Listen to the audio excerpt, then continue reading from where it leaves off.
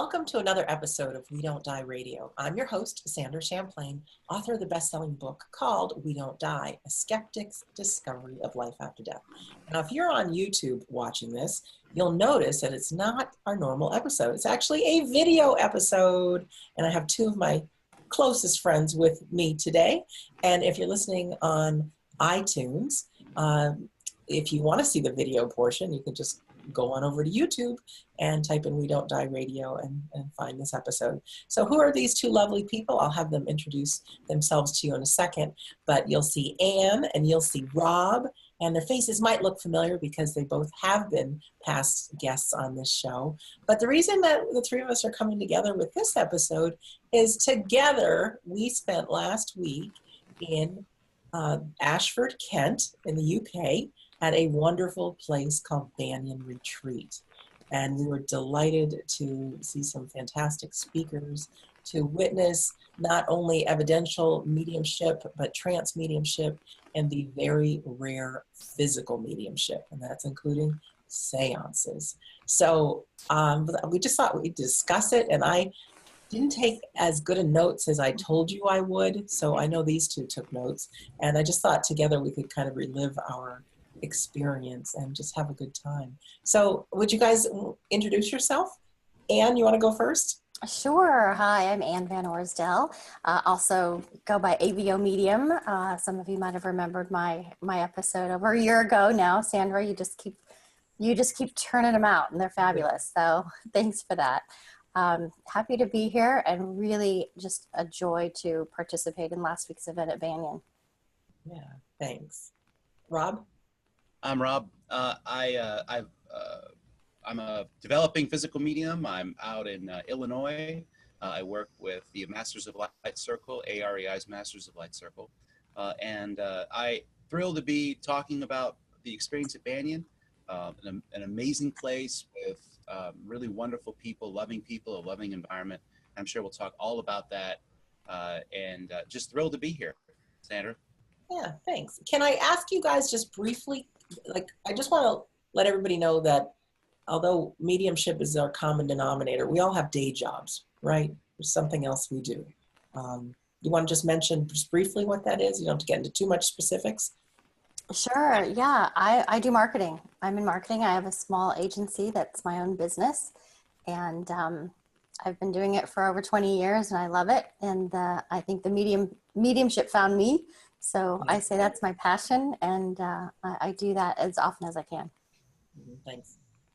Robert? I'm a junior high teacher. I teach history, lit, and civics. Been doing that for nearly 10 years at the place that I'm working. Teaching is a passion of mine, and of course mediumship and everything that goes along with it, from the beginning of my earliest experiences all the way to now, is another passion. So I'm kind of a passionate person. So things that I really love, I'll they become, impassioned with that. So, talking to people and having an opportunity to express our experiences with this sort of thing, and kind of helping them along. People ask about the developing mediumistic circles. I know Scott is really passionate about that. That kind of plays into it. So I think mediumship plays into our strengths as well. Being a marketing person, you no doubt have really great communication skills, and your mediumship plays into that. So I think it's interesting how we that are developing we're playing on our strengths that come from our professional lives. I mean, obviously. So. Yeah, and for me, I'm a chef by trade, and my mom and I operate a catering business working with race car teams. So we travel around the country, United States, and a little bit of Canada, and we feed 800 to over 1,000 people per meal, working very hard. And I think for many people, even for you watching or listening right now, you'd be very interested in this topic of the afterlife, but you're coming from a different kind of background, and that's okay. It was really a treat to go to Banyan and find so many like-minded people that we could talk about the afterlife and these different aspects of communicating with the spirit world together, and then just to find out people were from all walks of life. And although we don't talk about this too often, well, I don't anyways, in my circle of people in my life that I see daily, you know, I know that we're not alone talking about this. And before we go too much further, I have a cold and I have a ton of cold medicine in me. And there is a chance that I could start coughing. And so if my portion of the screen goes dark, just know I'm in a coughing fit and I don't want you to have to listen to it. Okay. Don't worry. I'm okay. But I really wanted this video to be recorded tonight. And I love Ann and Rob. We had such a miraculous week that we thought we need to share it. Yeah. Shall we start? I don't think my jaw has been on the floor ever, quite like it was every single day of our time there. So I was in awe and still in awe. Yeah. Well, let's start out, first of all, talking about the 3 different kinds of mediumship, just briefly. And Anne, if you want to take evidential mediumship, and then I can do trance, and Rob, you do physical. Just a quick, because for some people, they've seen and listened to 250 episodes. There's somebody here today that this is their very first episode. So before we get into what we witnessed, what are the 3 different kinds of mediumship? Yeah, so I'm an evidential medium, a mental medium. Sometimes you'll hear that term, which means that spirit works through my mind and my frame of reference to be able to share messages.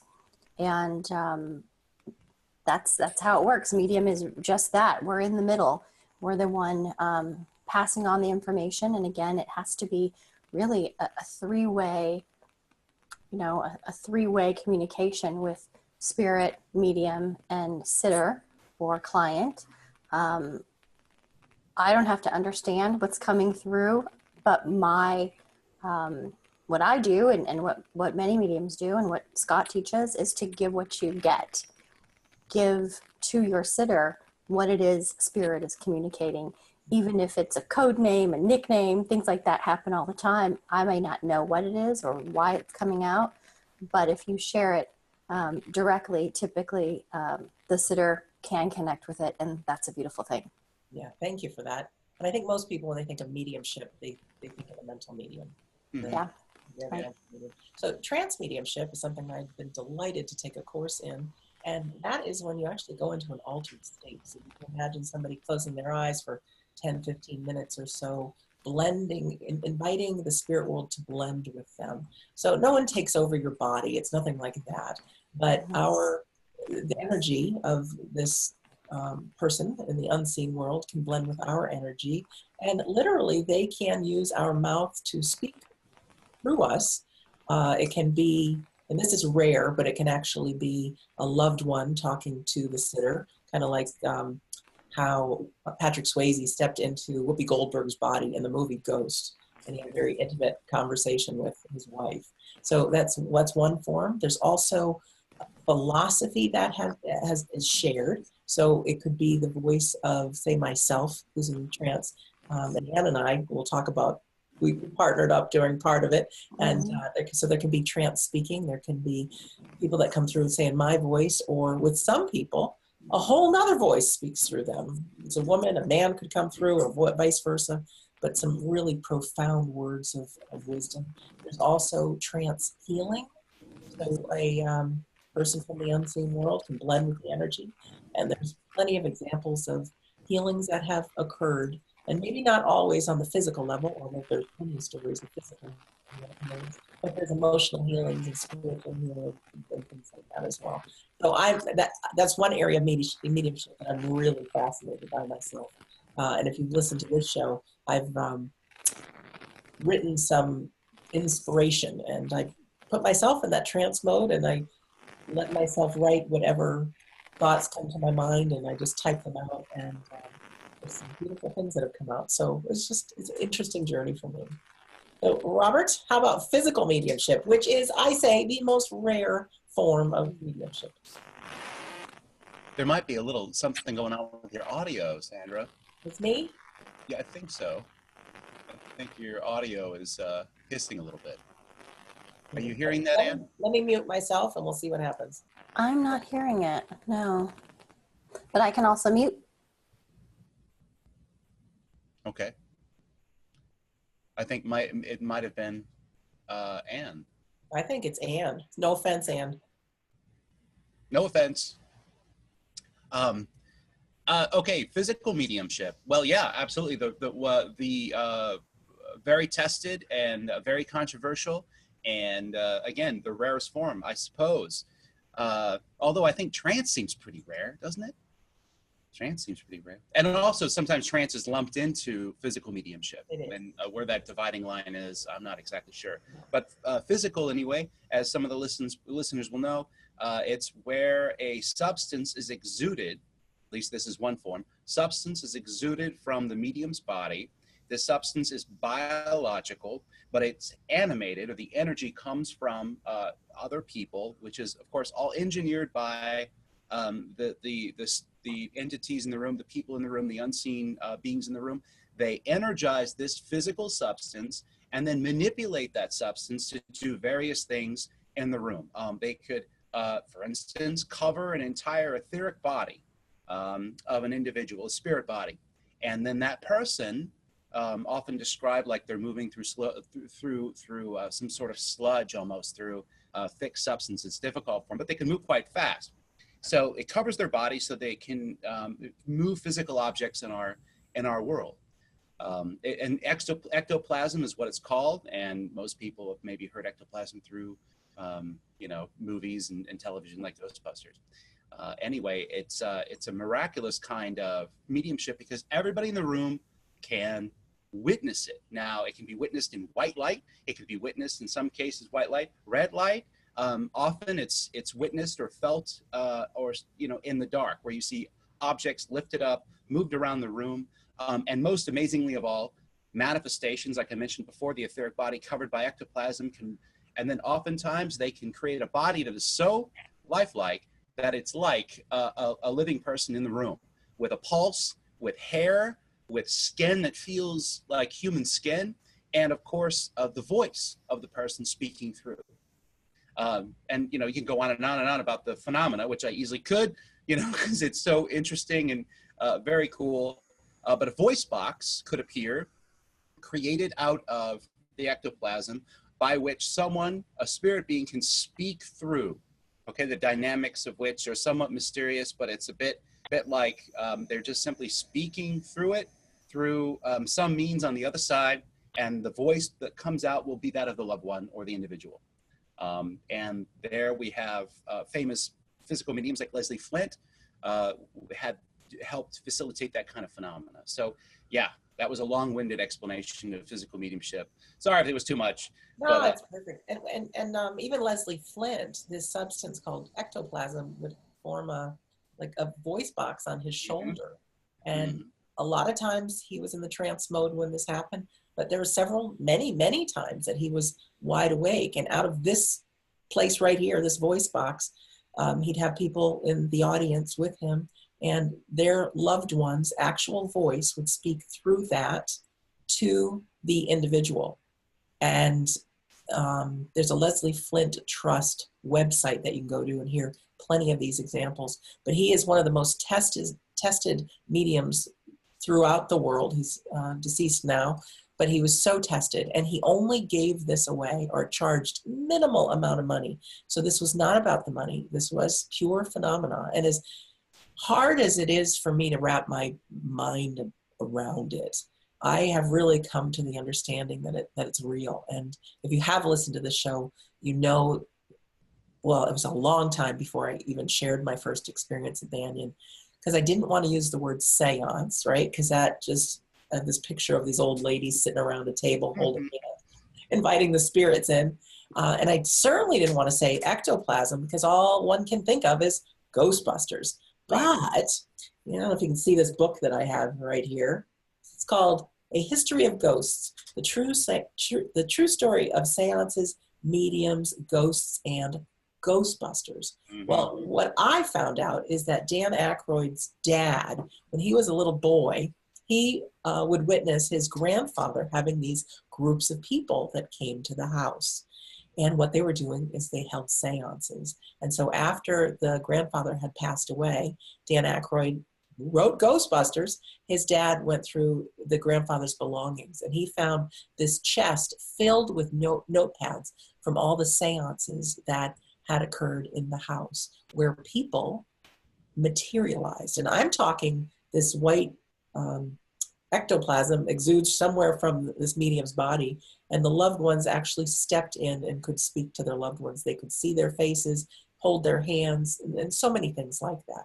So little Dan Aykroyd would hear father's stories, and that's where he became familiar with the word ectoplasm, seances, and how that's the basis of the movie Ghostbusters being written. So if you are, well, nobody has to share what you're learning here on this show, but it just gave me some backbone that I can say ectoplasm, ectoplasm, ectoplasm. It's a real thing. Yes, it is. Mm-hmm. And what we are talking really does sound like the miraculous, but there were mediums in the past. There was one gentleman named Alec Harris who on an evening, 20 to 30 people could step through this ectoplasm in one of his seances and speak to their loved ones, mothers being reunited with their children, spouses, even animals would come through. And again, this was a person that only gave it away.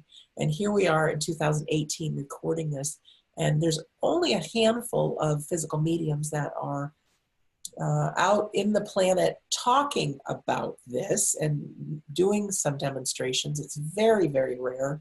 But I do think, and maybe Rob at some point can shed a little bit more light on this, I do think there are people around the world who are sitting in these home circles that are creating the environment for the spirit world to step in. Would you agree with that, Rob? Oh yeah, absolutely. And one of the things is that it's to being developed by spirit.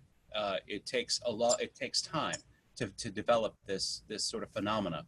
This life force is what another way of describing it. The life force energy. This life force energy is exuded from the body, and we used a clinical term. I guess it's a clinical term, ectoplasm, right? And it's almost a comical term now. But you can think of it as a life force, and that's how Scott described it, as a life force. And that substance is very malleable and can be used by spirit to do just about any sort of interesting thing. And people sitting in home circles can develop as physical mediums. And really, ultimately, you're sitting in a home circle. Who knows what gifts will be developed by spirit in order to help? And as long as you're coming at it with an open heart and a heart of service, they will do their part to help develop. If you ask for it, there's no reason, and it's been happening for centuries, and there's no reason to think that it won't continue to happen. It just takes patience and time. And that's something people have to be willing to give in order to have a successful home circle. Yeah. And the Scott that we're talking about, his name is Scott Milligan, and he's been a guest on this show a few times. And his home base, although he does travel doing physical mediumship, but Banyan Retreat. And if you want to see either website, banyanretreat.com. They have all kinds of programs there, but one of them is this Whispers from the Soul that we just attended. And then scottmilligan.net, that's Scott's website. So if you want to take a look at who we're talking about. Well, anyways, let's talk about Banyan and when we arrived. What was it like for you guys when you first got there? Dan? Oh gosh, for me, hopefully you can hear me okay now. Yeah. I don't know what it was with my microphone, but for me, it was, I had a little bit of anxiety. Certainly, I had studied previously. I had gone to Arthur Findlay College, also in England, and had a great experience there, as did you, Sandra. And, but I had never really seen physical mediumship in action. I'd never sat in a seance. And so I really was excited about going there and being a part of the seance and seeing what this was all about. So a little anxiety, but excitement, a lot of excitement. And to meet some new friends. A lot of the listeners came over and lots of new friends as well. I think there were only 35 of us in the group. So yeah, that was a good size. Yeah, perfect. And reasonably priced. I don't think anybody was getting rich off of this one. I mean, I think it's very reasonably priced, and what they do is so great. They combine the tutoring, the sessions, the meals, the hotel stay. It's really quite unique. I have not found anything like it in the States. There's certainly weekend programs or week-long programs, but from a cost-to-cost comparison, there really is no better value, in my opinion. Yeah. Rob, what was it like for you when you showed up? Oh, well, you know what? I'm a skeptical person, you know, by nature. I baby stepped my way through my mediumship, but I'm just going to go ahead and say it. Say it. I'll say it. The place has a power to it. I mean, I went there and I was just willing to experience whatever came in, whatever was going to happen. I was going to meet the people, everything. You know, I was just going to take it all in, just absorb it all, and just have as much fun and experience as much as I can. But the place has anybody interested in going there. Well, they should be, because the place has power. The place has it's tapped into the spirit world. The people there are doing it out of service, out of love, helping in every way to help develop mediumship for the individual that comes. And the physical seances were just amazing. So there's something very special about that place. Just like there's special places all over the world, right? Sacred spaces. It is a sacred space. And that sacred space is open for people to come to and experience and develop. And that's rare. There might be sacred spaces you can go to and visit, you know, holy places and such. But this place, this sacred space, is accessible to the new medium, the old medium, or the non-medium. Exactly. And, I mean, that's how I feel about it. I feel that it's a wonderful place. Nick and Steven, super cool people. Scott, super funny. Darren, the circle leader, great guy. I mean, we spent nights afterwards, you know, all of us hanging out and talking. 3 a.m. Yes, yeah. Bar, hearing stories. Oh, yeah. And that's the other thing. Okay. What's fascinating too is that Scott has a line into sort of the lineage of classic English mediums. We were surrounded by people that knew famous physical mediums of the past, and there seemed to be a sense of continuity spiritually, a sense of spiritual continuity that goes from the English mediums of the past up through to the present time. And you really got a sense of that with Scott and that circle and the people that were there. So that was a thrill. That was an absolute thrill, because you can't get that anywhere else. So if you're someone who's read about these mediums of old and are interested in that, Banyan is the place to experience, because that's the closest you'll get, I think, to experiencing some of that spiritual energy that comes from the past into the present day. If that makes any sense. That's how I felt about it. It was amazing. It does. And Eileen Davies was there. She is a trance medium, evidential medium. She's one of the best in the world. And Ann Harrison, she was a guest not too long ago. Wow. Fantastic presentation she did. Her husband was part of something called the Saturday Night Club, who they sat for years and experienced and witnessed this physical phenomena. And she did a great slide presentation.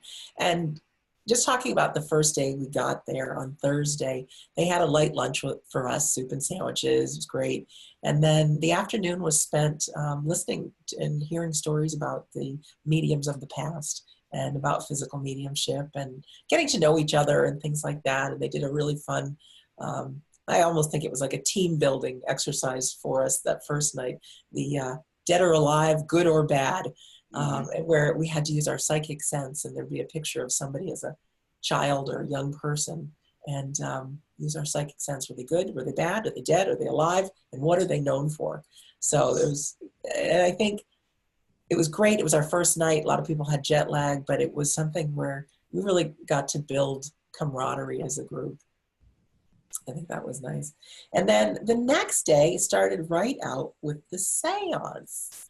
So I've now been to 7 seances, and I think my listeners have heard me share some of the stories. But from your points of view, what was that like? Because I know for me, the very first time I went into the seance, I was scared to death. I'm like, it happens in the dark. I don't know, dead people are going to talk. I just didn't know, you had to hold hands and sing, and things could be moving around the room. And so there was a little bit of fear. But what was it like for you guys? And if you want to even talk about some of the things that happened during this.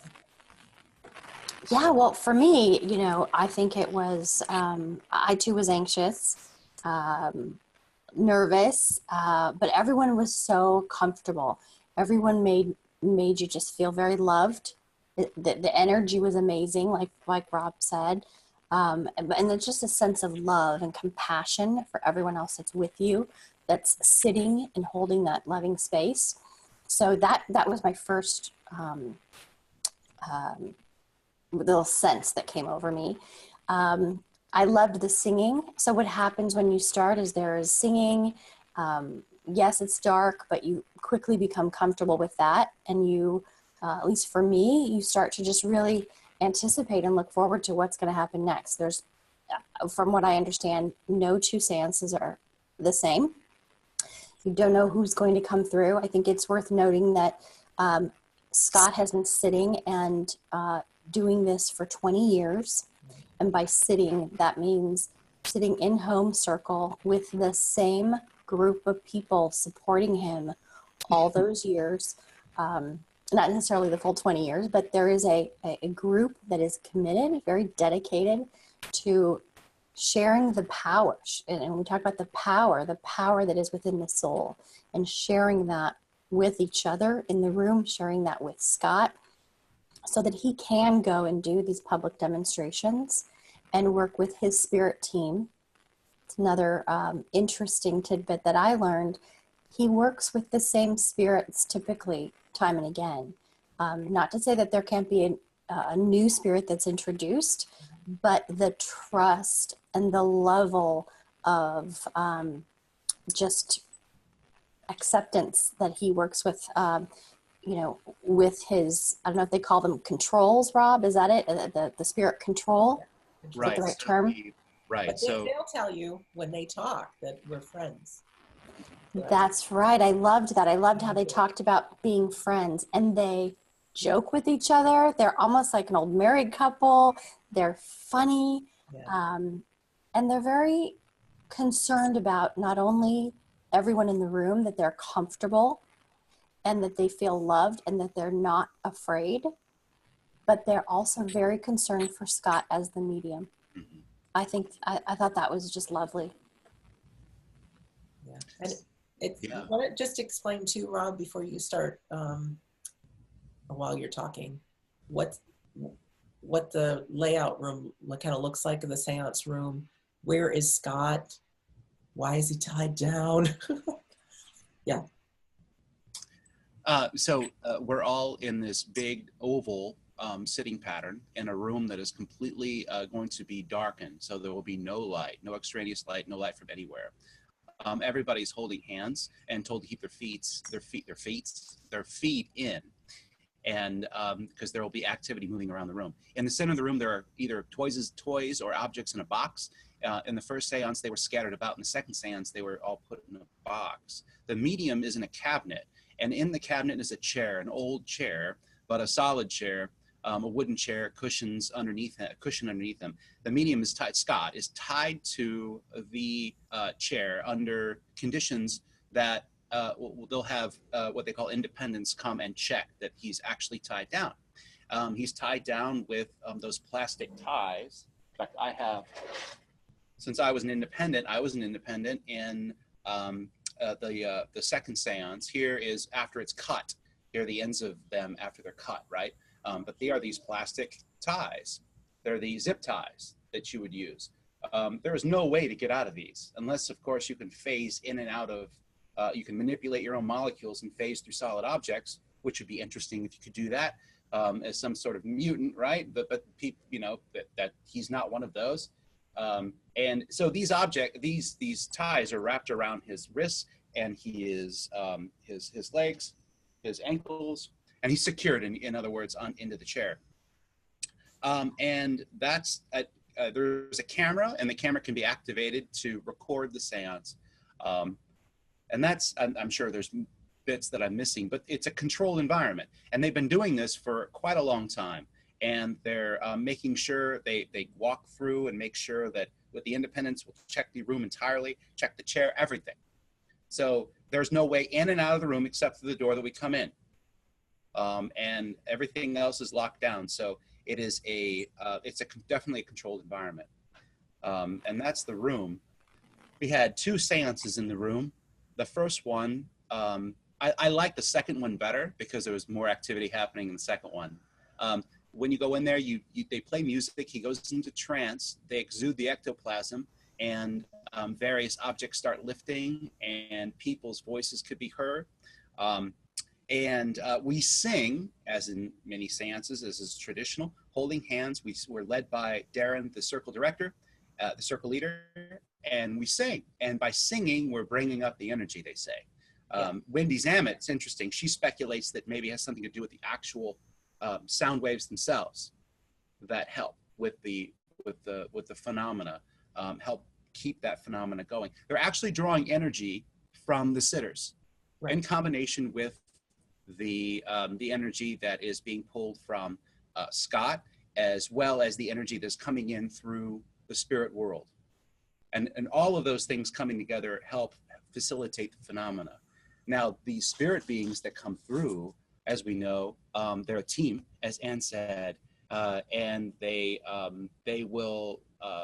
have conversations with the sitters. They'll talk, and you know, they'll initiate conversation and question and answering sessions. So, as well as there being phenomena happening, children coming in, there are children that come in from the spirit world that play with the toys and lift them around. They'll take an object. They'll take something like a glowing, like a whiteboard, but has like a glow in the dark substance on it. I don't know, but some kind of glow in the dark. So they'll hold that plate to you, and you will actually see the fingers of the individual holding this small whiteboard-like plate that has the glow in the dark material on it. So you see hands there, little hands. You know, there are no children in the room. There's no way any children can come in the room. So there's various things that can be happening all at the same time during the physical circle. And we saw a lot of activity. I know I can just go on and on, Sandra. I don't mean to rail on like this. It's You can. It's good. But like how, because let's just play from a skeptic's point of view. It's happening in the dark. So, okay, the guy's tied down, and you know he's tied down. Anybody who wanted could really test to make sure he's not going anywhere. But how could you experience all these things if you couldn't see them? You mentioned the plaque, but there was glow in the dark stuff on several things, right? So we could on the trumpet. Yeah, there was something on the trumpet. There are objects that did have it, so you could see them as they're moving around. Right. There's objects that there were musical instruments there that were played. A drum, for example, and a child xylophone was there. You would have to exert physical force on these objects. Everybody was holding hands. We were told to say something if somebody, stopped holding hands. There was so much, and everybody that was in there, we're presuming, they don't necessarily know each other, right? And so we were supposed to say something if somebody drops hands. If somebody drops hands, say something, because it's a check against somebody getting in there and start playing around. Nobody said anything about anybody dropping hands. And certainly nobody got up and moved around to touch any of the objects. Nevertheless, all of these objects were many of the objects are being moved. The musical instruments are going off. Hands are moving around the room, touching people, hitting people lightly, touching them. All of this is happening at once. At the same time, a voice might be speaking. So, from my point of view, if I'm skeptical, I go in there and I'm thinking about it and I'm observing it. Of course, I'm thinking skeptically at times, but at some point you kind of have to let that go, because of it. It seems ridiculous to say that this was put on in any way, unless I just can't conceive of a way that it was put on. I've seen magicians do their tricks. You read about someone faking it. No one could fake this. There's no way you could have faked this unless you're a telekinetic sitting in the room or something. I mean, even then, that phenomena would be fascinating if that were the case. But there's no way to fake this. And what's interesting too, Rob, I've seen some other stories. There definitely have been frauds. There have been physical mediums that have been outed, and you know, we've heard those stories. So I think we all were kind of looking for, now how could they do that? How would that happen? Yeah, you can't help the critical mind. You know, the critical Right. mind, the rational mind is going to be analyzing things as they happen. Yeah, absolutely. Well, I would just say I was impressed from the minute we walked in. We could not wear earrings. We could not wear any jewelry, no watches. That's We right. could have nothing in our pockets. We couldn't, no shoes. To make sure that anything that would potentially come into the space, and they call those things such as apports. An apport is when something that is not in the room is being introduced by spirit to the environment. We did not have any in this particular, these particular sessions, but that can happen. I think that some of the mediums that have maybe been considered frauds in the past, there was a lot of that apport stuff happening and things that just seemed to be a little over the top. For us, we didn't have that. We had what spirit knew to set up for many people who this was their first experience. So they were very considerate, if I could even say that. The dead were very considerate of the people sitting in that room, to not want to, overwhelm us. But I really can appreciate all of the steps and the level of integrity that Banyan, Nick and Stephen and Scott and Darren went through to get everyone in the room, making sure that the space was very controlled and could not be tampered with. That was extremely impressive to me. It was, and there were metal detectors. So not only, and I'm glad you mentioned that, because we neglected to mention. So you just did just now about the. They shook us down. They made sure there was nothing in our pockets. Took our any metal, anything off our bodies. And then there was the metal detector that they ran over everybody, including Scott. Everybody. So everybody was checked before we went in there, so as to prevent any kind of suspicion, right? But also to control the environment. It was, and like the door, and the door, there were two doors, and they were both locked from either side, and so yeah, there was no way someone was getting in there. And to clarify, when you say two doors, it means literally. So there was only one way to get in, and it was like a door and another door. So in that same exit and entrance. So there was there were two doors there. Not to say that there was a door somewhere else in the room, because there wasn't. It was the two doors right there. So there's no way anybody could get out. You definitely hear that, or anybody could come in, because the chairs that were set up were right there. They would have to walk through or walk around or bump into the sitters. So there's no, and anyway, light would come in from because there's on that hallway, there's a ton of light coming in from the rest of the building, right? So when you get to the door, so there's no way anybody could come in the room. Rob, maybe you can address why it's got to be dark. Yes. So my subtitle obviously is A Skeptic's Discovery of Life After Death. Sure. So I had to ask all these questions, so being a physical medium yourself, sitting, why? Well, certainly we have physical phenomena that takes place in the light, and there's physical phenomena that can take place in the red light. But most traditional physical mediums will sit or develop in the dark, as directed by spirit. So ultimately, you could say that it doesn't necessarily have to take place in the dark, except that that's how physical mediumship has been traditionally developed. There's different kinds of physical mediumship. This energy mediumship, right? That was pioneered by the skull experiment. This energy mediumship, that's of a different order. You can see that happening in white light. That's a whole other kind of mediumship, and worth more investigation. And I know of physical mediums that work in that way, that spirit uses them that way. But traditionally, it happens in the dark. Because the ectoplasm is so sensitive, it is light sensitive, which of course makes skeptics raise an eyebrow as to why that has to be so. But that just is the case. It is the case. So that's something we have to deal with. Early in Scott's mediumship, he said his was done in light, in white light, I believe he said.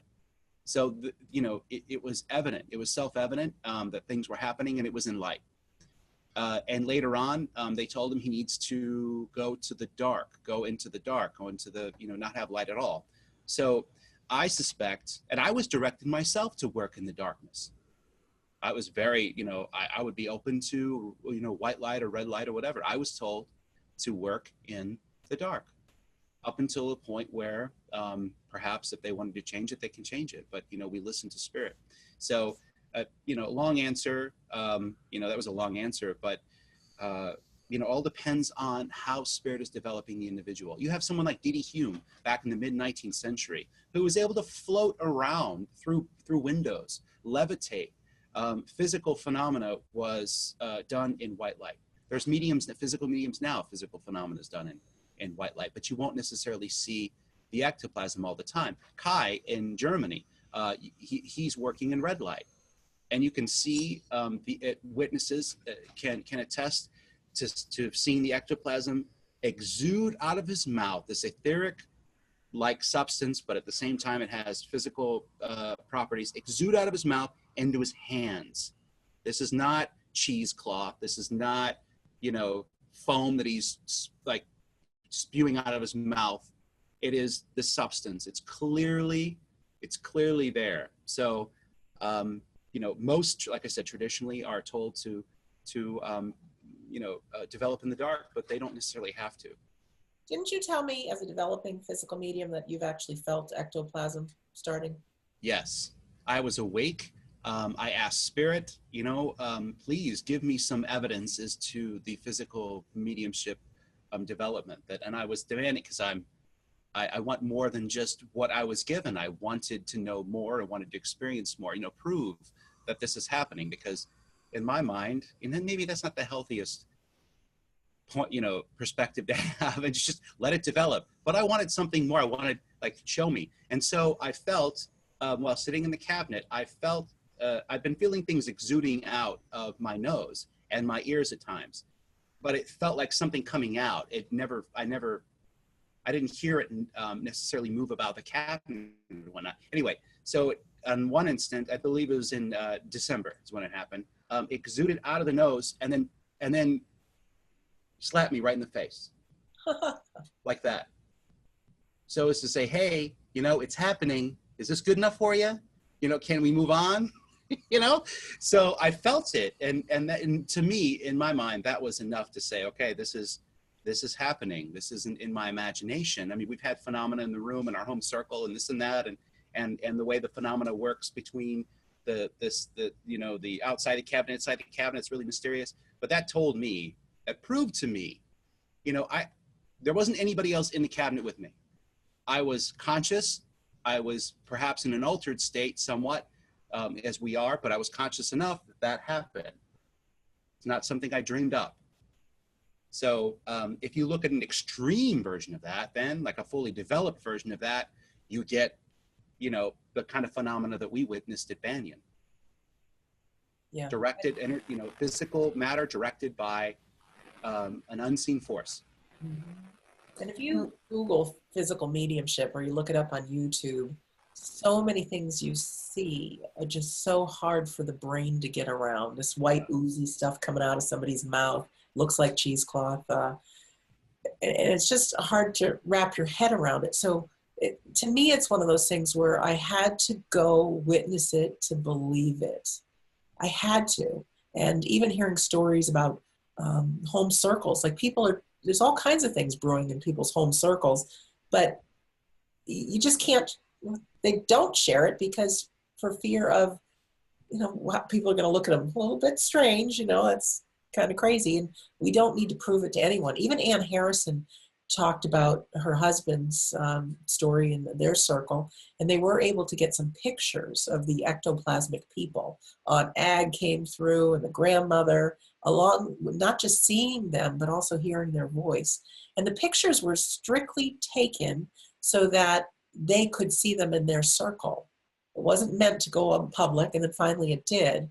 But to the people that don't know a thing about this, seeing that, it's like, oh yeah, come on, this has got to be fake. So I don't believe it is. I believe it's the real deal. And also, Rob, you had mentioned that there's a difference between the two seances. I think the first one, we really hadn't bonded as a group yet. You know, a bunch of people coming in from all over the world and now holding hands and singing. And it was a little strange, but by the second seance, which was it was next day, there was so much love between all of us and comfort and trust that I think that the spirit world, you know, they said, let's experiment. And they did. But Anne, maybe you could share. We did hear 2 voices of loved ones that had come through.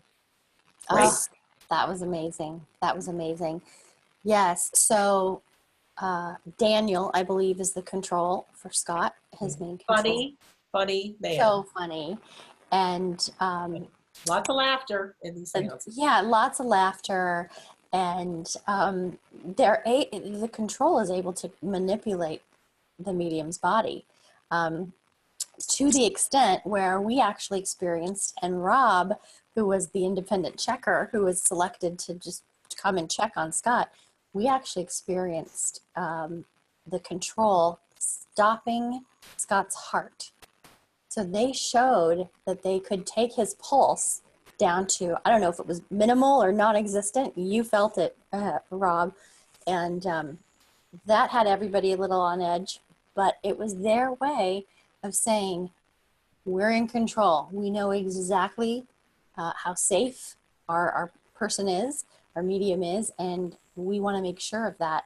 That had to be, I'm going off topic a little bit, Sandra. That popped in my head, and that was pretty spectacular to see that level of physical control. That was really hard to doubt. What was that like for you, Rob? Because you were the one that was feeling the pulse. Yeah. So Dan was another. Yeah, Dan. So Dan and I, he is a PhD in earth biology. So he was there as a skeptic as well. And anyway, so we were chosen to be the independents. So we occasionally had to get up and check Scott and make sure that the ties are still there and everything was kosher, everything was good. At one point, we were directed to get up and look in on Scott and then take his pulse, and we did. And when we found his pulse, we checked his arms, his wrists, but I checked his neck. I wanted to check his neck, and we both were doing this. His pulse went from a normal sort of, and it was, by the way, it was hot in that room. It was hotter in the cabinet, and so it was a very warm environment. So I checked the pulse, and he goes from having a normal sitting pulse to having almost an undetectable pulse.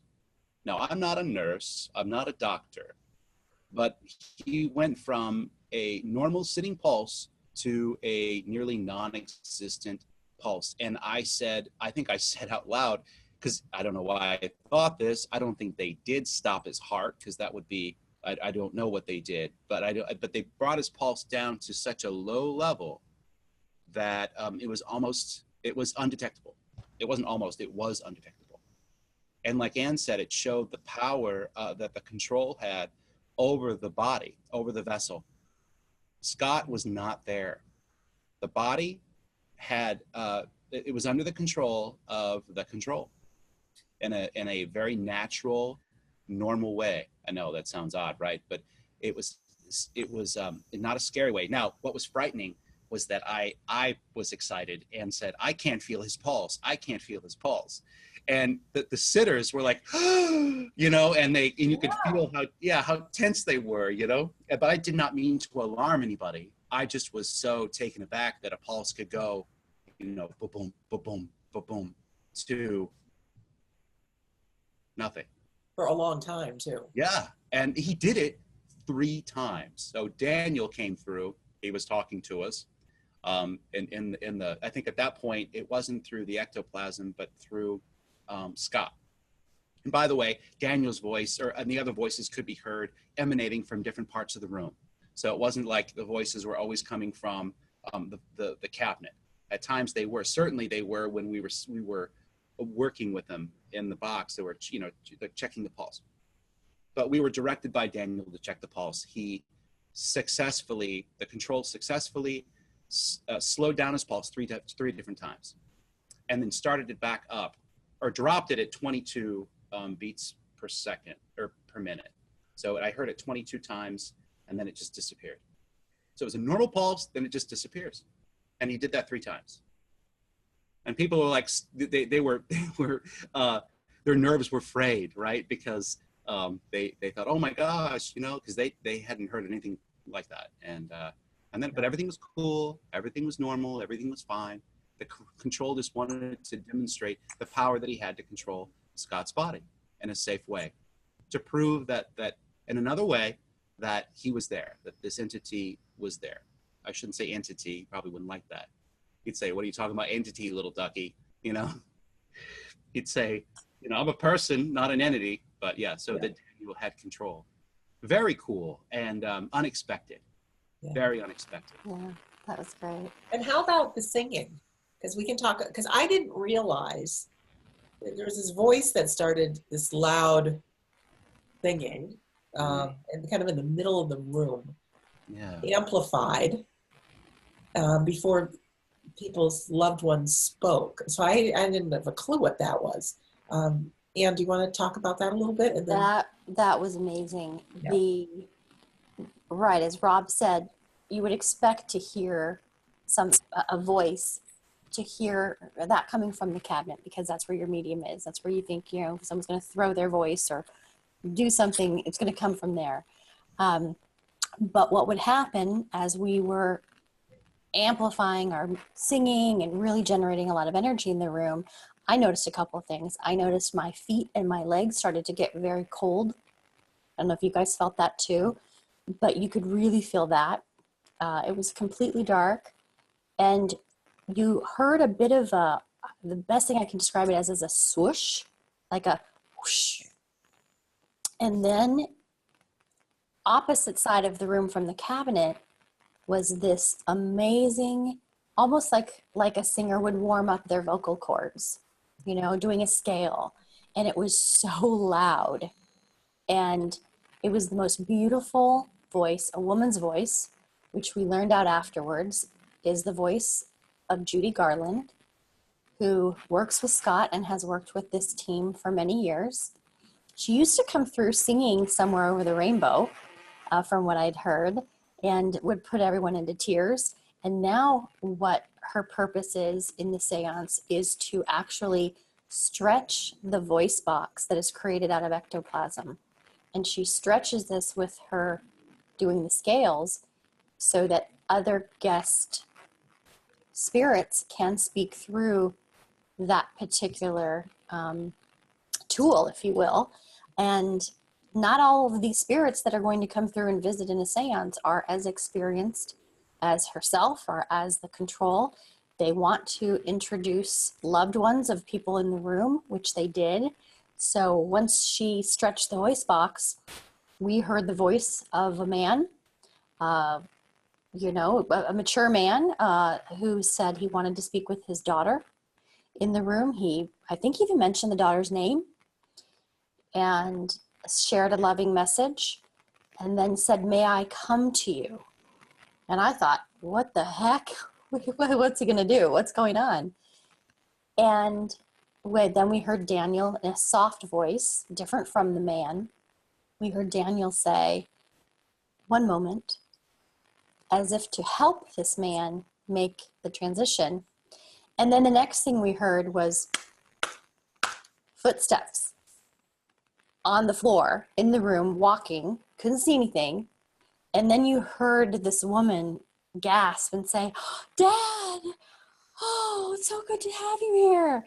And he touched her hand, and the woman that was holding hands with her reached out her finger to touch, and she felt what was the ectoplasm skin, and she described it as being somewhat cool, not cold, but not warm, and feeling almost like a vinyl glove or something, that type of consistency, but that it had a pattern to it. It had it had some sensitivity to it. So I thought that was tremendous. That was amazing. And so that was great. That was a guest. That was another energy spirit that came through to say, I love you to his daughter. And on the way across the room to her, he somehow picked up a toy, a little plush, I think it was a Cookie Monster or something, plush toy, and put it on her lap. Because when the lights came on at the end, she was sitting there with this toy in her lap that was not there when we all sat down. It was just, I was speechless. Yeah, it's spectacular. And from what I've learned and they've shared, there's could be teams of thousands in the spirit world that are working on their behalf to make this happen energetically from their side. And yeah, I don't even know where I was going, but I can't, even though we can't get our head around it, doesn't mean that isn't true. And there's some kind of a quote of somebody that says, I didn't say it. What's the quote? Oh, now I'm forgetting about it. I didn't say it was possible, but it happened. Something like that. So even though with what we know in science, it may not seem possible, but it happened. And again, in a place that was unbelievably reasonably priced, coming from good, loving people. And the words coming from the controls, the beings that spoke through Scott or through the voice box, the words of philosophy and wisdom. And when we could ask questions and the answers came through, something that really amazed me, Rob, is Daniel, who's a real playful Cockney fella who speaks. He does a really good job answering questions and very knowledgeable. Never breaks with let me think about it. I mean, it's just very smooth communication. And we know and love Scott, but I know and believe, and not knocking Scott, but to memorize these bits of philosophy or to be able to answer some really profound questions on the spot, that's not who he is. But Daniel was asking all these questions, or answering all these questions, and then Rob asked a question about electronic voice phenomena. And Daniel said, "One moment," and he seemed to disappear, and out came this deep voice who answered your question. Mm-hmm. Yeah, so I took the opportunity to ask questions that needed some clarification, that we have a lot of different sources and whatnot, but I wanted to hear firsthand.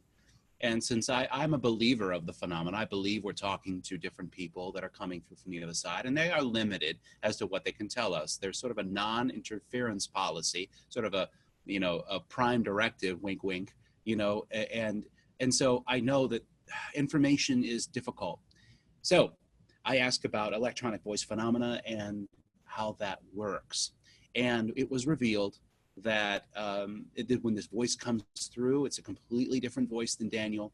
It is a thicker, thicker. It's a lower accent, sort of a richer voice, and obviously sounds very learned, and an old, Victorian gentleman type sounding person. And he promptly answers the question and says, it gives me the dynamics of how EVP works. That recording is going to be, I know Scott has that. I know they have that, and I'd love to hear it. And I won't talk all about how it actually works, although listeners might be like, oh, come on, describe exactly how it works. It's too much to get into, but he did talk about it simply. And what was most interesting about that is that a medium needs to be involved in the electronic voice phenomena. So they essentially learn how the device works. They learn to manipulate the device. They use the energy of the medium, perhaps this life force energy that exudes from all of us. They manipulate that energy in order to produce the voices. They do that. So anybody working in EVP, even if you're a scientist sort that doesn't believe necessarily in ectoplasm or life force or whatever, you might want to think about developing or opening up for development in order to help with the EVP, because apparently there is a quality there. There's a there is, in order to get good EVP, you need to be developed as a medium or be a medium yourself.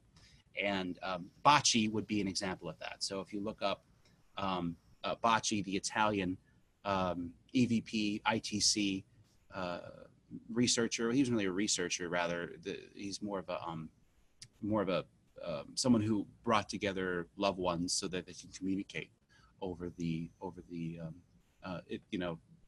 bridge, the gap between the living and the dead. But yeah, so the questions I asked and others asked were super important to them, and this individual and other individuals that came through Scott were able to give those answers.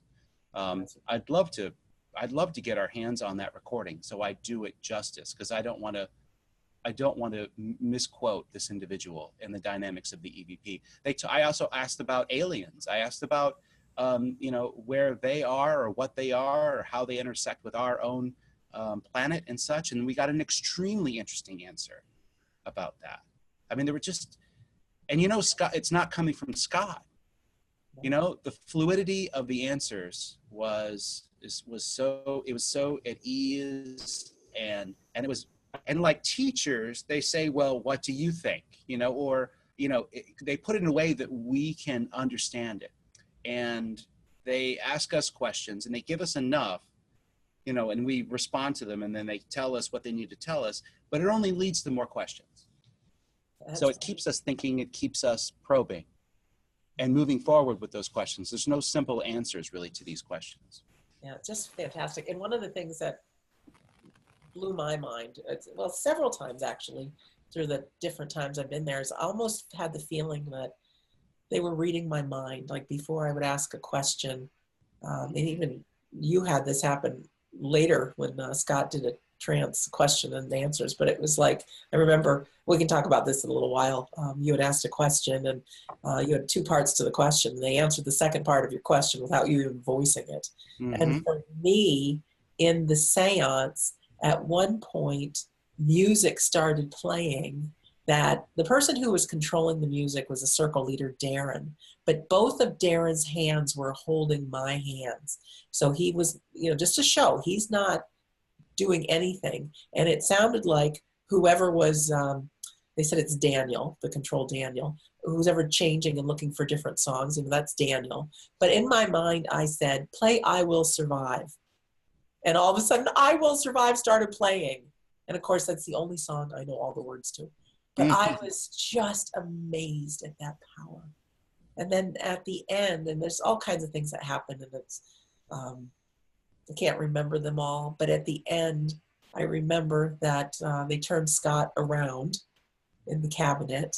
At one point, they moved the cabinet out much further into the room, and it's a very, very heavy cabinet, heavy chair. They turned him around in the chair. They took the black cloth that's the front of the cabinet, the black curtain, and they shoved it down the back of his pants, and just, there's no way somebody tied down can do this. And even to show this, the fella, Dan, who is a scientist, he felt like he wanted to be strapped into that chair. I mean, he just couldn't rest without knowing, is there any way to get out of this? So there was a group of us that went in, and you were there for that, weren't you? Yeah. And so Scott strapped Dan down, and we checked him just to make sure, and turned out the lights, and there we heard a man clunking around trying to get out of the chair, and very loud, and there's a lot of laughter, because just to show you that it can't be done. It can't be done. This is phenomenal. He tried his darndest, didn't he? To try to just get into the middle of the room and pick up one of the toys, and it was not happening. We had a good laugh at his expense. Yeah. But that was great. Yeah. And, there's a lot of talk, Scott and Eileen and Anne and even Mavis Patilla came and joined us via video conference to do a talk. Fantastic medium of our time. And, they all speak about going from believing to knowing. Yes. And to me, that was my takeaway, was there's a knowing, there's a sense of just, I'm going to accept this, because the choice is to not accept it. And we all know, where that leads us. So I think that overall the experience does take you to a place of knowing. And there's comfort in that. There's comfort. You know, your program is all about we don't die. And to be able to know that for certain, and to be in a room with those energies that want to connect with us as much as we want to connect with them, that is life-changing. Right. I agree. And it is something to experience. And I think for most of the listeners that I've met, this isn't something we share with the people in our life. It's a very private thing. So no one says you have to share this. No one says you have to use the word ectoplasm. No, whatever. But if you feel the urge, know that there is a place to learn about physical mediumship and experience it. Oh, and speaking about learning about it, our friend Scott Milligan is actually doing an online course all about physical mediumship.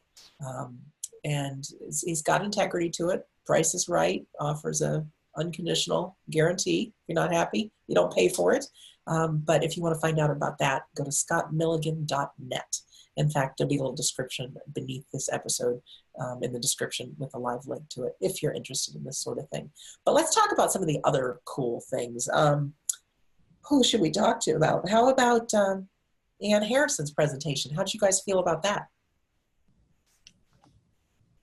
She, well, I'll go ahead and say it. She's, first of all, a lovely, lovely woman. She has such, she got up there and gave wonderful examples. She had a book of apports that came through. Her Saturday night circle is well documented and well appreciated in the history of spiritualism. So she really, again, she brings that lineage forward. The phenomena that took place in the past, it was self-evident right there in the physical material that she presented. But you know, we spent a lot of time outside of Banyan, over at the hotel, sitting and exchanging stories, listening to her tell stories about at the bar. Yeah, at the bar, and she's just, it was. I mean, what can you say? You know, the phenomena has been happening for such a long time, and she was a big part of that, and she was there to help us connect with that past, that history that she was a part of. And you know, she's also deeply involved with editing, writing books and editing books. She lives in Spain. She's very accessible. She'd be willing to help anybody out, or to correspond, you know, when she has time, with people that had questions. So she's, again, these people that were there are very accessible people, accessible in that you can ask them questions, learn about their experiences. And she was one of those, a very loving, bright, you know, energetic woman that I had the honor of being able to, you know, talk to and ask questions and hear stories. And her presentation was very cool. She just, and of course the photographs you mentioned before, Sandra, the photographs that she showed of these spirit beings. Wow. You know, I've seen some of them before, and because I have her book, but some I think we had not seen. Some that had not been seen before, and they were just phenomenal. And say what you want about photographs, and if you're skeptical about it, I get it. But as a believer in the phenomena, the photographs were outstanding, and I think some of the best that have ever been taken of manifestations from ectoplasm. So wonderful. Yeah, she was great. You know, just being in her presence, as all of them. There is a saying for mediums as we work where, you know, our objective is to deliver love, right? That's what it's for. That's what it's about. And you feel that when you're at Banyan. You feel that positive energy. And with Anne and with Scott and everyone there, there's just this just amazing feeling of positive energy. And Anne is so special, and even after her husband passed away, she's been to seances that he's come through. She's felt his hand, you know, heard his words. It's crazy good. And I'm hoping, see, I feel responsible, and I think the three of us kind of feel the same way, to share this and get this out there. I think physical mediumship might be on the endangered species list. Put it to you that way, that although I do know there's people sitting in home circles, I think we've witnessed something so spectacular that I really left that I've got to share this. I mean, people already think I'm a little bit weird for doing what I'm doing, but I don't care anymore. And it is something where you'd have to experience it to really get it. But the love, like you said, Anne, is so powerful. And to witness this phenomena and all of these messages of love that came through people's love from their loved ones, which brings me to our next speaker was Eileen Davies. And Eileen is a tutor at the Arthur Findlay College. She demonstrates mediumship. She teaches mediumship. She also does trance mediumship. And you guys want to share how that was? She did a workshop, first of all, that we all got to practice our mediumship or to give it a try if we're not mediums. And then she did a trance demonstration. You want to share about your take on those? Sure, I can start. You know, I enjoyed Eileen so much. She has such an authenticity about her and so humble. She is so humble in how she talks about her serving of spirit, and her desire to serve. And, you know, I asked her questions like, well, do you know your spirit guides' names? Because, you know, at some point in time, everyone says, well, you have to know who your guides are, or, you know, you're doing it wrong. And, you know, she's so humble that she said, yes, I know them, but I don't share them. You know, they're for me. They're for me. And I thought, wow, she's so right about that. She worked with us to where we paired up one-on-one to do a short, I would call it meditation or sit in the power, which is just your way of connecting with source and connecting with that love. And then you give a message to the person sitting across from you. And Sandra and I both had really, we were not partners in that particular exercise, but we both had really great experiences sitting with the people that we were with and being able to give messages, because I think just the energy in the room was so positive. So she allowed us to do that and to work on that and to get real hands-on experience. So I really enjoyed that. That was a workshop that she did.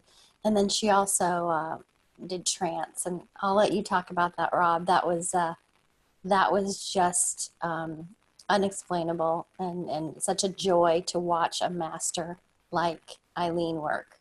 Mm-hmm. Yeah, so the trance state that she went in full trance state, and these beings spoke through her and gave philosophical messages. The personalities were very evident that came through, and you know, we weren't able to ask questions with her. We were with Scott. Scott, his trance, the individuals that came through with him, we were able to answer questions. I'm sure that in other times, you know, she helped facilitate that sort of thing too. But at that particular sitting, we weren't asking questions. We listened to these inspired philosophical monologues from these people. And okay, so my takeaway on that, other than the interesting things that these people were saying, the very thought-provoking, provocative, thought-provoking, loving messages, consistent messages that were coming through. It wasn't the ramblings of an individual, or you know, that's trying to find something to say. They were very deliberate. They were very individual. These different personalities that came through, and it would have been very hard for someone to kind of, it would be difficult to fake that, you know. So her the trance mediumship was, you know, it's mind-blowing. It gets to the point, you know, when you're at a place like Banyan and you're overcome with all of these, like you say, this feeling of love, of belonging, of learning. It gets so intense. And when you're sitting there listening to someone speak in trance and you're like, you know, and is this ordinary now? It's like you're in a regular seminar and some dude's up there talking and you're like, okay, all right, let me write that down. It's a dead person talking through. Yeah, and it's a dead. Yeah, so gosh, at some point you're saying to yourself, okay, you got to step back and say, this is extraordinary. This is this is amazing. You know, your first feeling that this is super amazing, and then you're almost set back into, okay, this is ordinary. You know, this is like in a sense of like, this is natural. You're not thinking, oh my God, this is crazy. You're listening. You're involved in what the individual is saying, and it, in other words, it felt very natural.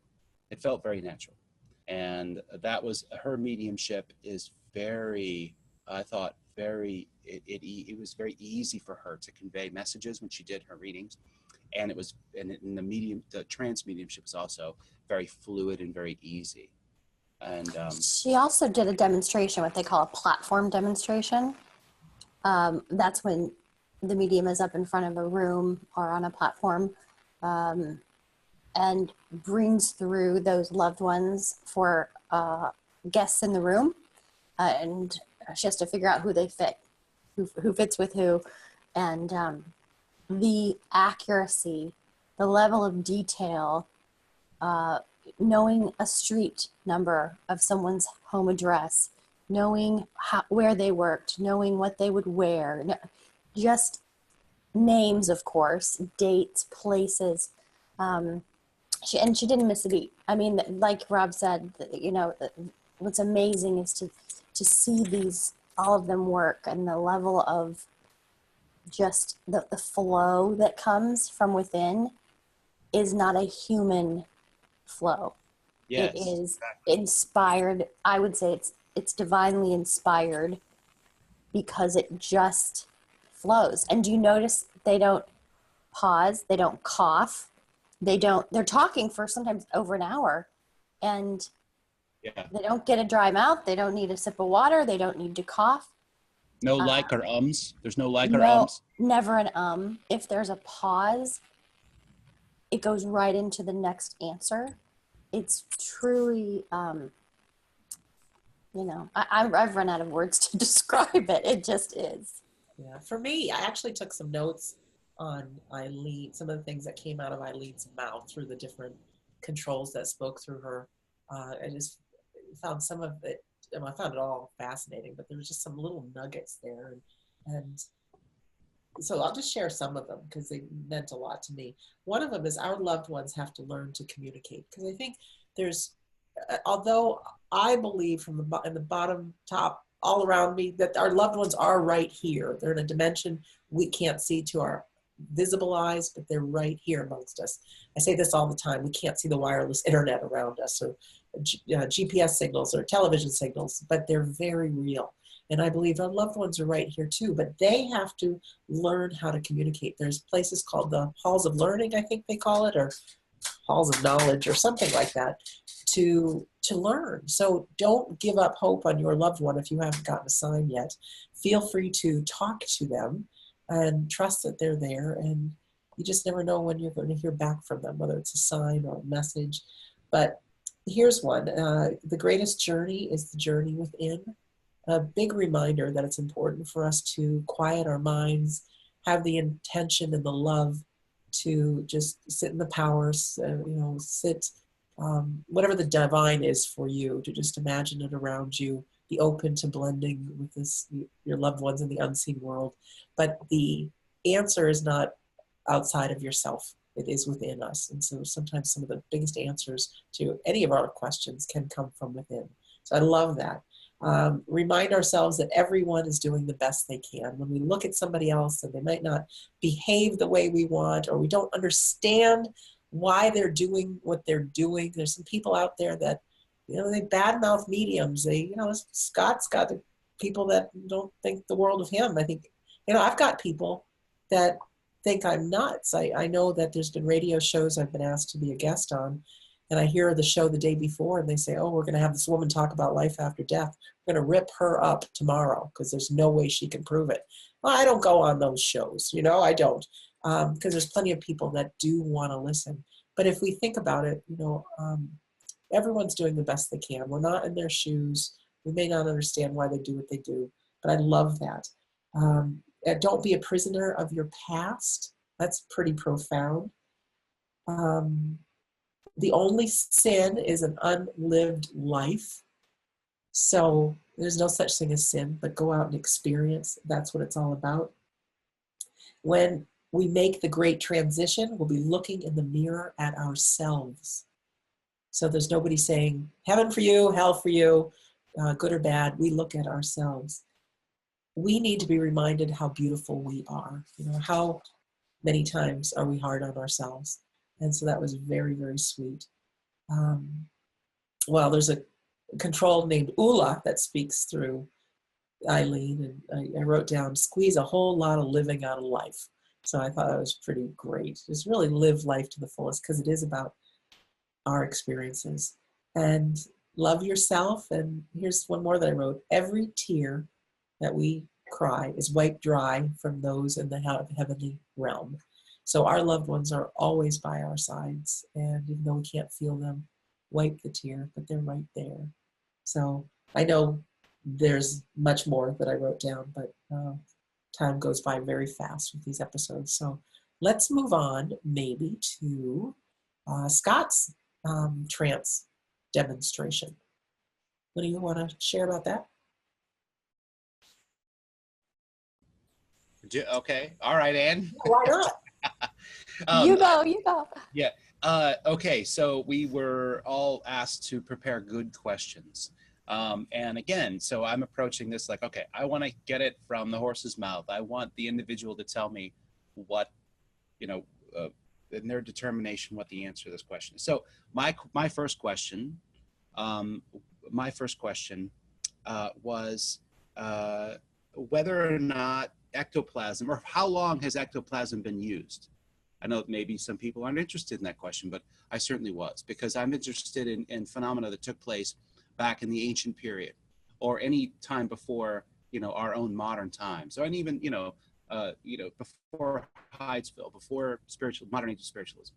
And he was able to answer that. He talked about that it was utilized, it was used, it's been called different things, or been seen as different things. And then he went right into the next question, which my next question was there an historical Jesus? And he went from talking about ectoplasm being used in the ancient period, and then went right into my next question, perhaps knowing that I wouldn't be able to squeeze that question in with all the other questions that are going to be asked, because that would be selfish of me to ask more than one question. But so he went right in. Daniel, who was the control speaking, answered that question and went right into talking about Jesus. And he said some very interesting things about Jesus. And again, I don't want to I'd rather hear the recording to be absolutely. I did write notes and everything down, but he talked about Jesus's potential use of ectoplasm, or that ectoplasm had something to do with the resurrection. Now that might be off-putting to some listeners, and again, I'm paraphrasing here, so we'd much rather hear the recording and understand what he was saying, rather than taking what I'm saying, because mine is sort of a paraphrase, or even maybe perhaps a misunderstanding of what he was trying to say. So, don't be off-put by what I just said. Nevertheless, he answered those questions, went right in from one question to another in this trance sitting, and he answered a number of other questions. By he, I mean Daniel. Just fascinating, and how rare an opportunity to get where this individual is able to answer questions that people have. Somebody asked a question about the JFK assassination. Another had a question. Oh, there were just so many interesting questions. Right? Brian, I believe, asked a question about where man came from. Like as a hominid. Where he came from. And the answer to that, which many people might surmise, but that the human being, he said, we've had many other forms other than this one, meaning perhaps other developmental stages as a hominid, which we have in the historical record, the archaeological record, we have that. But that at some point along the line, human beings such as ourselves, or our proto versions, were utilized by spirit to have a physical experience in this realm. And I thought, how cool is that, right? That's fascinating. So it would be neat to have a transcript of this particular trance sitting, to really kind of get exactly what Daniel was saying, because people were writing this stuff down. But there was a recording made, so maybe we can get that recording at some point.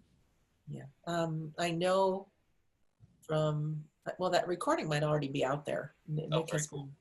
Cool. Yeah, I don't know if it'll be publicly shared, but for those of us who have been at Whispers. And Yeah. Okay. I will do my best to put a few clips on the end of this episode so that people can hear Daniel and Eric and some of the bits of philosophy that come through. And again, like you had said, Rob, people ask these deep questions and the answers just came, and all very profound words, not with any ums or likes, or I really don't know that answer. To me, that's just spectacular. Anne, do you have anything to share? No, I mean, I was sitting right next to Rob when he was asking those questions, and I just thought, wow, how blessed are we to be able to be sitting here experiencing this. And I'm kind of reliving it, as we're talking about it, and I'm ready to go back. I love it. And, it's a real, I said to Scott and to everyone that was there as tutors and certainly those that own Banyan. And I said, this is a gift. You're giving a gift to all of us that, is indescribable. And, that's how I feel about it. And I think for your listeners, it's an effort, of course, to get to the UK and to experience these things. So, I'm honored to be able to sit here with you both and talk about it, because the more we can share, the more we can normalize, if that's even possible, in what we've experienced. I believe that's what Spirit intended, and that's what they would like us to do. So that's what drives me forward and gets me excited to keep attending, keep learning, and share it. I think the time has come that those in the spirit world said, all right, gals and fellas, we've got to let them in on this secret. There's too much pain and suffering on earth. And I'm making light of it, but there is constantly an increase of things, even the TV shows about mediumship. Last night, I met with my mom. We saw Teresa Caputo, the Long Island medium. She did a stage show, which she was unbelievable. She actually walked through the audience, and it was one of those huge coliseums, and she had the cameramen with her. So she would stop with somebody, and she'd do medium readings, but really the profound ones, the ones that that it's just so specific, So I mean, it was really great to witness that. But there's more and more and more that's in the public's eye about mediumship, and knowing that this is real. And even we will be together again in September at the Afterlife Symposium, which will be great. And Scott Milligan will be there. The other physical medium that pretty well known, named David Thompson, who doesn't practice as much in public, but he will be there, both doing trance questions and answers. Well, I don't think David does the questions and answers, but he speaks philosophy. Who knows? But physical mediumship and trance mediumship have been around for a long time. And I think now's just the time where it's coming out. People are learning about it. And I feel privileged that I get to share it on this show. And before I do any closing words, I forgot about Mavis. Oh, wow. Yeah. We need to talk about Mavis Patilla. Mavis is a medium and a teacher, and have been, I don't even know how many years. She's an older woman. Just spectacular. She wasn't there physically. She came in via Skype, but she did lecture and questions and answers. And how did you guys feel about her presentation? Oh, I love Mavis. I'm reading her book right now. I read it on the plane home, and Mavis has been there, done that, experienced it. She's been challenged. She's been praised. She has been through it all. And to hear her speak about everything from how we don't need protection from the spirit world. We need protection from ourselves, from those on earth. I love that, because we're all taught something different. Our upbringing, whether it's religious or not, we all have a belief system that we come into this work with. And so to hear her say, let that go, trust in spirit, there, you know, give yourself to serve, and not only will you have an, you know, amazing reading or an amazing connection with your loved ones, but everything that happens to you in your day-to-day life can be enhanced, can be improved. I've certainly experienced that. I think we all have, all three of us. And so I love that. She connects the spiritual work to your everyday life. And I really appreciated hearing her talk about that, and hearing her talk about feeling unworthy herself to do this work, and how it really is in us all. And you have a choice to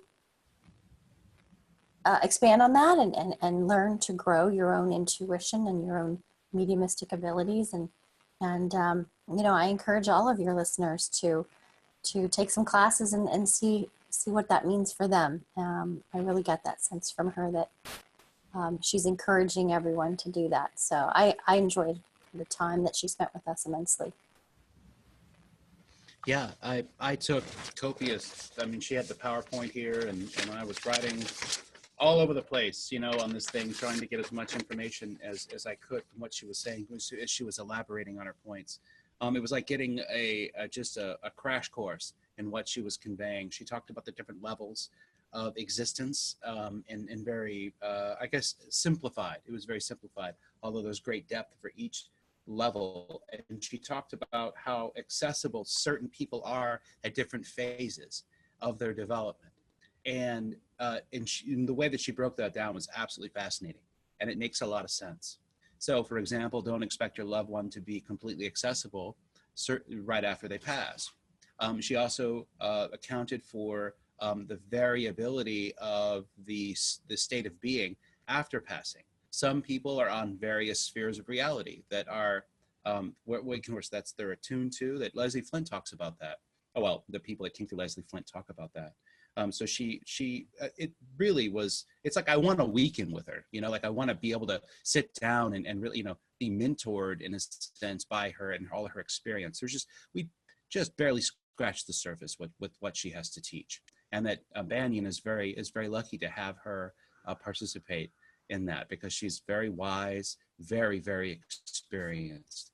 And I just feel like we got the tip of the iceberg with her. And I'd like to read the book as well. I didn't get the book. I need to get that book. She's phenomenal, and she still does work, right? I mean, she's an older woman, but she's still very quite active.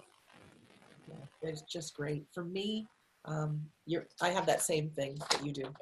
Yeah. We each got a handout. It's the world within worlds, and it's the different worlds that people go to when we cross over, after we arrive, and then what happens there, you know, the reunion with our loved ones, acceptance, there's a rest or convalescence stage, how we start beginning to communicate.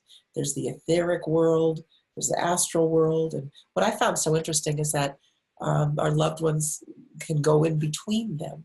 You know, and I just thought, it's so wonderful. And another thing that I loved about her is she says, you know, they're not energy, they're people. So she says, we've got to, and this is what I'm taking for myself, is remember that they're still people, and you can still talk to them, even though you can't see them.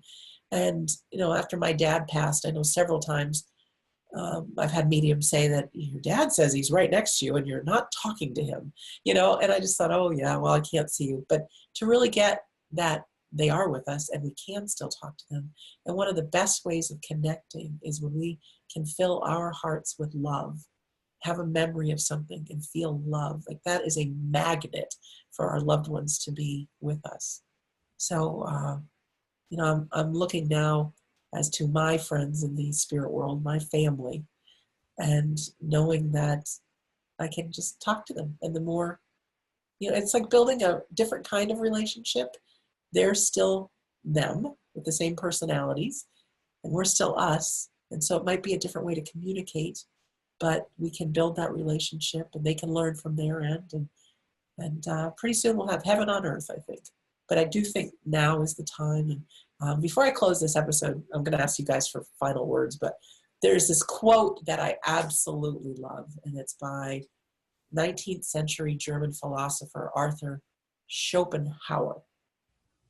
And it is, all truth passes through three stages. First, it is ridiculed. Second, it is violently opposed. Third, it is accepted as self-evident.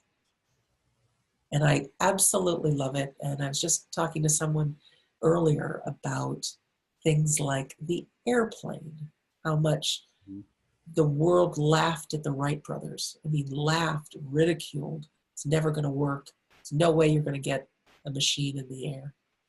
I don't know if you know, but the telephone was greatly mocked. There's no way that's going to happen. Alexander Graham Bell didn't give up. Thomas Edison with the light bulb. People said, well, that might be good in America, but nowhere else in the world. There's no way that can happen. Even the computer, you know, the internet will never catch on. And people didn't just ridicule it, they badmouth it. And so obviously now we're in the age where we couldn't live without any one of those things. And it's so hard to believe that people would bash those things, that they would even be possible. So I feel in my heart, although there is always going to be controversy, maybe not always, but in our lifetimes, perhaps there'll be controversy, there'll be people saying it's not true, these are tricksters, this is a scam. And I do believe there are plenty of hoaxes and scams and people that prey on the grieving. I do believe that. But I also believe in the afterlife, and I do believe in what we witnessed together. And, you know, I really do feel like we experienced heaven on earth. And when I have to relive an experience of love, anytime I do a guided imagery, you know, and think of where do I feel love? Where do I feel love in my body?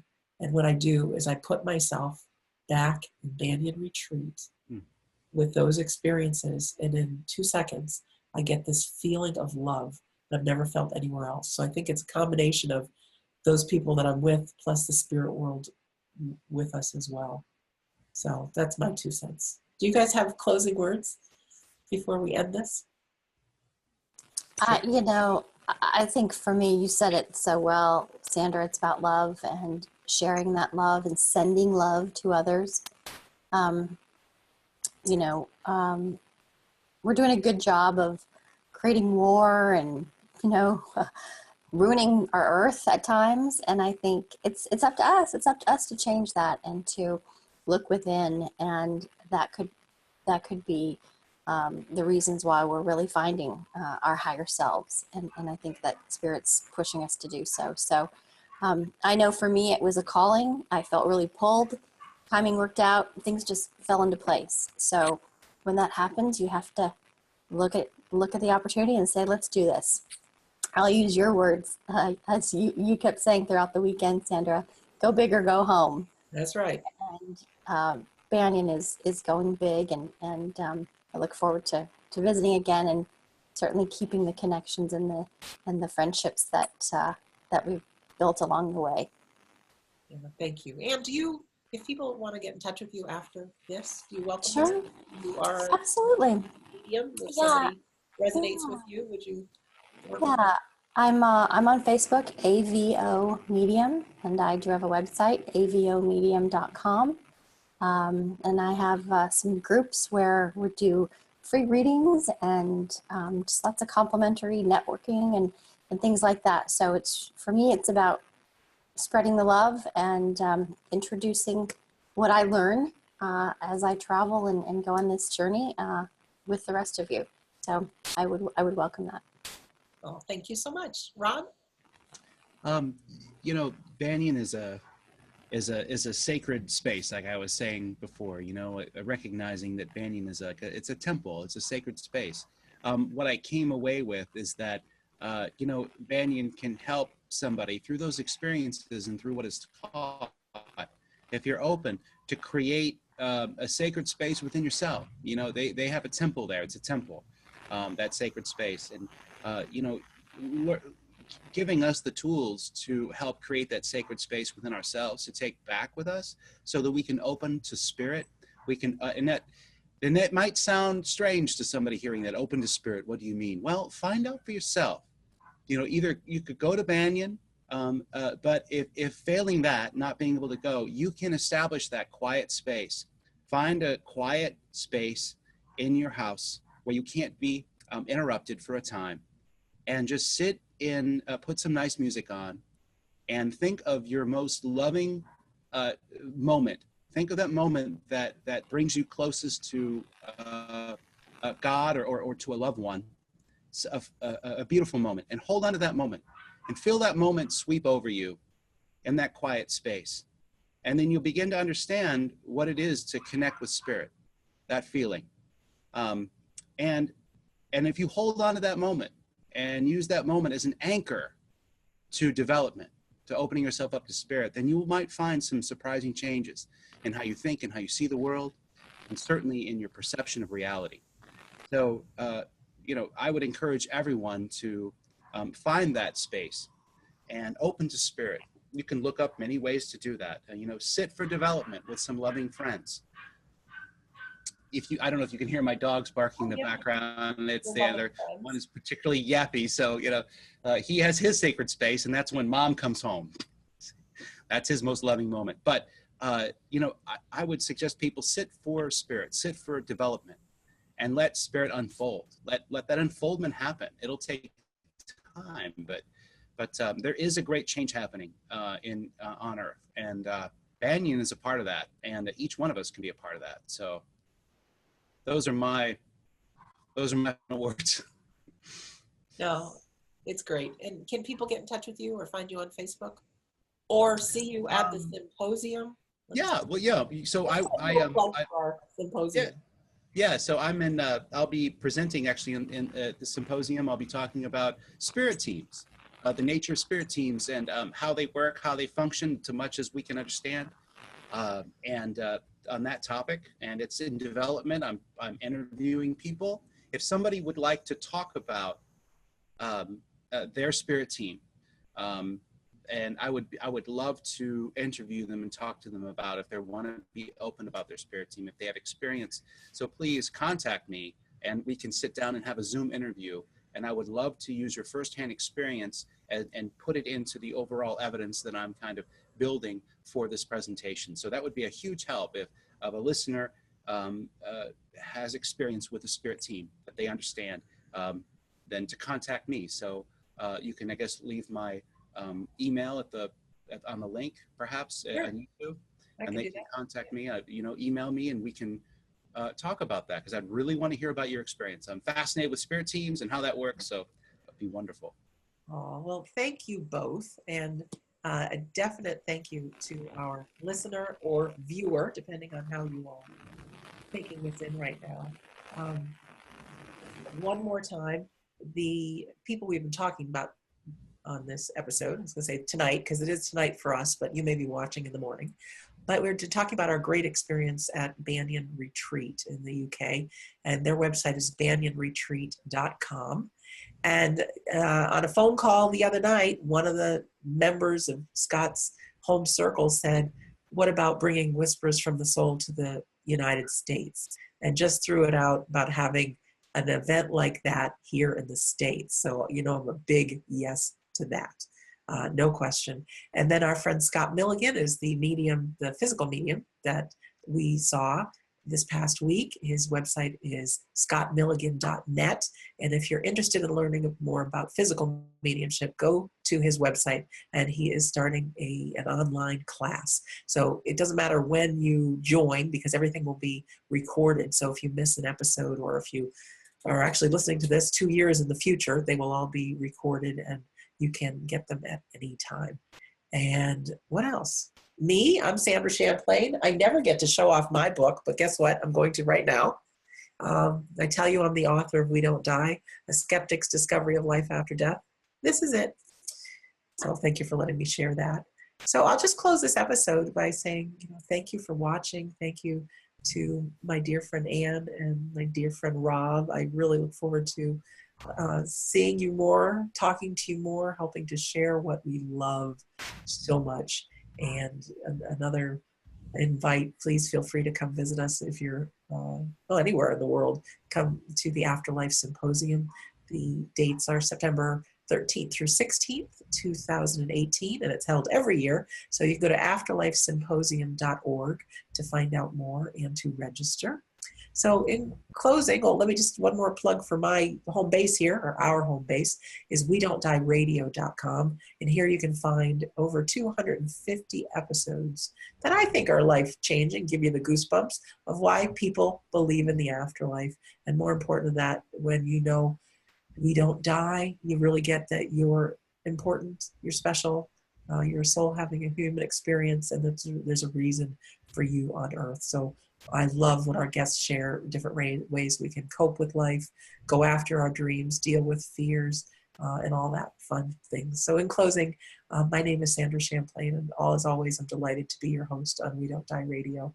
And I do believe that life is an education for the soul, and that our lives here on earth are important. So thank you for listening. This is a very miraculous world, and we've yet to see all the dimensions of it. And we've learned in the past, sometimes when things seem too good to be true, they probably are. But guess what? This world of mediumship, whether it's mental mediumship, physical mediumship, trance mediumship, it is real. And you just start digging into it, follow your passions, and I think miracles can happen. So I really want to thank you for listening, and we'll see you soon.